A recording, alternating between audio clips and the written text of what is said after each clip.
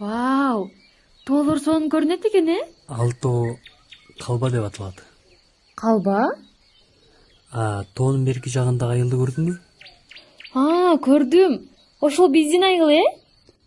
Дүрбүдөн айыл башкача көрүнөт бекен? Ооба, айылыбыз жогорудан өтө кооз көрүнөт турбайбы? Биз бейиште жашайбыз, э? Чын да. Мен дайыма ушул жерде ойго туруп дүрбү салганды жакшы көрөм. Бул жерден тегеректин баары көрүнөт. Кана берчи, дагы карайын. Вау, чынында эле кооз, э? Анда эмесе ушул кооз айылым тууралуу сиздерге айтып берейин. Биздин айыл Талас шаарынын чыгыш тарабынан орун алып, 13 километр чакырым аралыкта жайгашкан.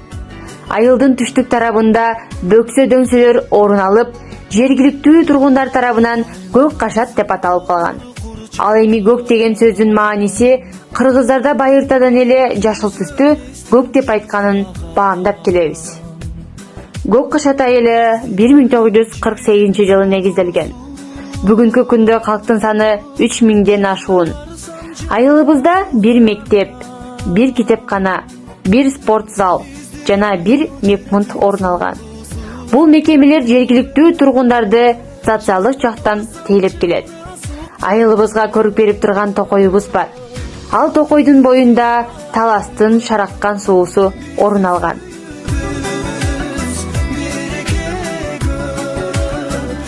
Айылдын тургундары абдан шайыр, чөлкөмдө өткөрүлгөн музыка дүйнөсү жана кол өнөрчүлүк боюнча таймаштарда алдыңкы орундарды бербей ат салышып келишет. Анткени айылыбыздын урааны: биздин айыл көк кашат, музыка менен сырдашат, бирин калбай баарысы атайдын ырын ырдашат деп сыймыктанып келишет. Ооба, анткени биз сыймыктангандай калың журтка таанымал залкар комузчу Атай Огунбаев чыккан.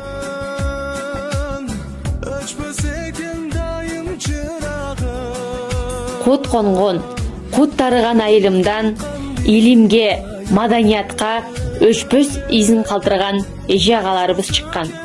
Калба, Бешташ өрөөнүндөгү жашыл өсүмдүктөрдүн жана чөптөрдүн түрлөрүн изилдеп, биология илимдерине өчпөс изин калтырган Молдаяров Асанбек агабыз.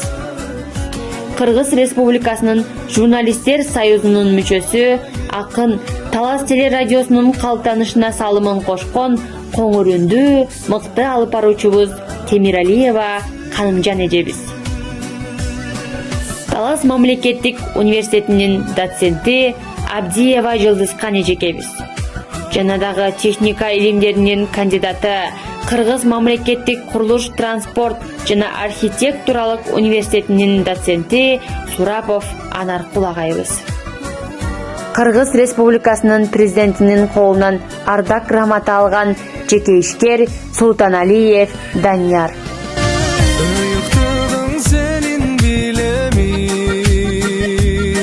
Ата бабаларыбыздын накыл кептерине сугарылып, нускалуу кептерине уюп, көк асман менен тирешип, биримдикте көк кашат айылынын атын чыгарып келген эже агаларыбыз менен сыймыктанабыз. Айылым бул менин алтын бешигим, демиме дем, күчүмө күч кошуучу.